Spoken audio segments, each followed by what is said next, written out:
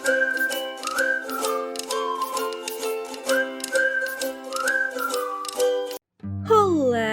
selamat datang di dunia ninja beruang. Di sini kita akan ngebahas semua hal yang mau dibahas. Dan di video kali ini kita akan ngebahas tentang kasus penculikan yang dikenal sebagai Vallejo Gone Girl Case. Karena kasus ini pada awalnya kelihatan agak-agak mirip sama film Amerika yang dirilis di tahun 2014 berjudul Gone Girl, di mana kasus ini melibatkan pasangan Erin Quinn dan Dennis Huskin yang terjadi di Vallejo, Amerika Serikat pada tahun 2015. Kira-kira seperti apa kisah selengkapnya? Langsung aja yuk kita masuk ke pembahasannya.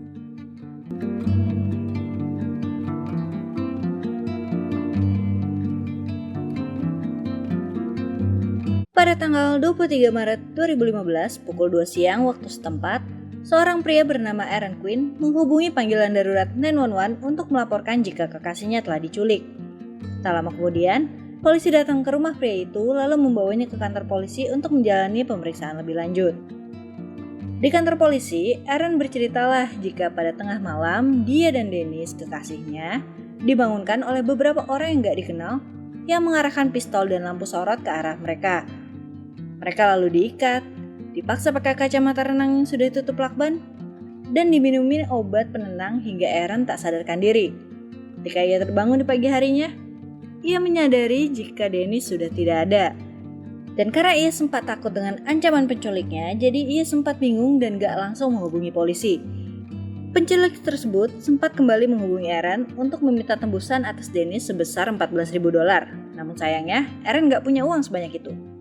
Karena dia semakin bingung, akhirnya ia memutuskan menghubungi polisi sekitar jam 2 siang, hampir 12 jam setelah waktu kejadian. Ketika mendengar pengakuan Erin, polisi yang menginterogasinya menanyakan apakah sebelumnya dia dan Dennis ada masalah. Lalu Erin menceritakan jika ia dan Dennis sempat cekcok karena Erin masih berhubungan dengan mantan tunangannya yang bernama Andrea. Mendengar hal itu, polisi langsung mencurigai Erin melakukan hal buruk pada Dennis dan membuat alibi dengan melapor pada polisi jika Dennis diculik. Kota Vallejo sendiri dikenal sebagai lingkungan yang cukup aman dan jarang terjadi tindak pidana kriminal di sana, sehingga kisah penculikan yang Erin laporkan dianggap tidak masuk akal oleh kepolisian.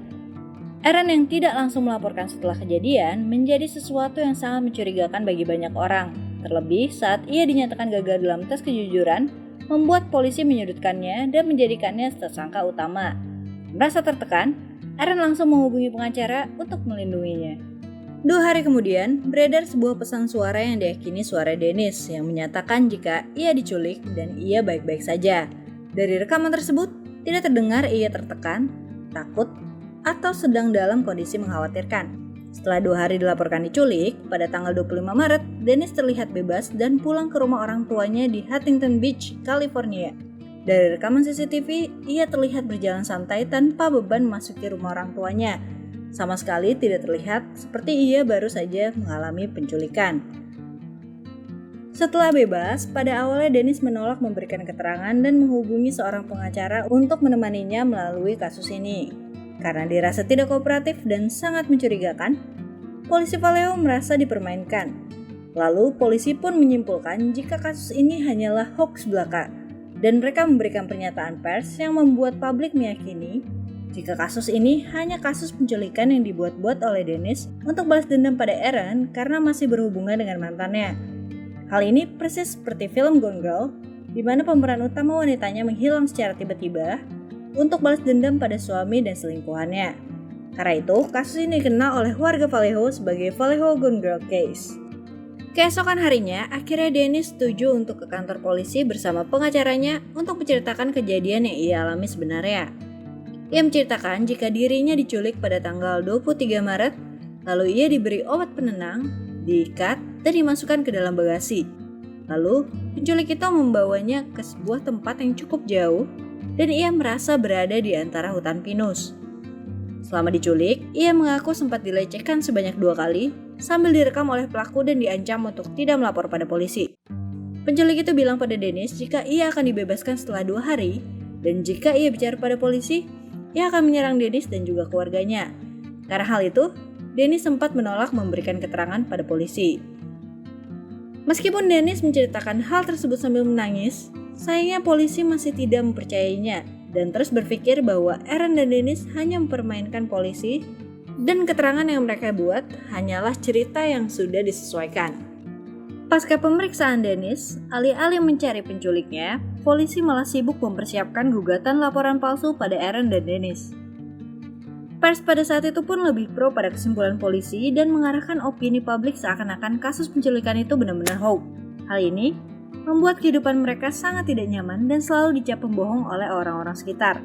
Hingga beberapa bulan kemudian, seorang bernama Matthew Mueller ditangkap karena kasus pembobolan lainnya. Ketika ditangkap dan digeledah, ditemukan beberapa bukti rekaman pelecehan Dennis saat diculik yang bisa membuktikan apa yang diceritakan oleh Dennis dan Aaron merupakan kebenaran. Matthew Mueller sendiri merupakan seorang lulusan Harvard, mantan marinir, dan mantan pengacara. Dari pemeriksaan, ia terbukti memiliki kepribadian ganda yang membuatnya melakukan kejahatan dan pelecehan seksual pada banyak orang. Meskipun sudah terbukti tidak berbohong, namun tidak ada permohonan maaf dari pihak kepolisian Vallejo atas apa yang telah dilakukan pada Aaron dan Dennis. Setahun kemudian, mereka melayangkan gugatan kepada pemerintah dan kepolisian Vallejo karena menuduh mereka memalsukan laporan dan melakukan penyerangan secara verbal. Gugatan tersebut berakhir damai setelah pemerintah Vallejo setuju untuk membayar ganti rugi sebesar $2,5 juta. Dan pada tahun 2021, polisi Vallejo akhirnya mengutarakan maaf kepada kedua pasangan ini di depan publik.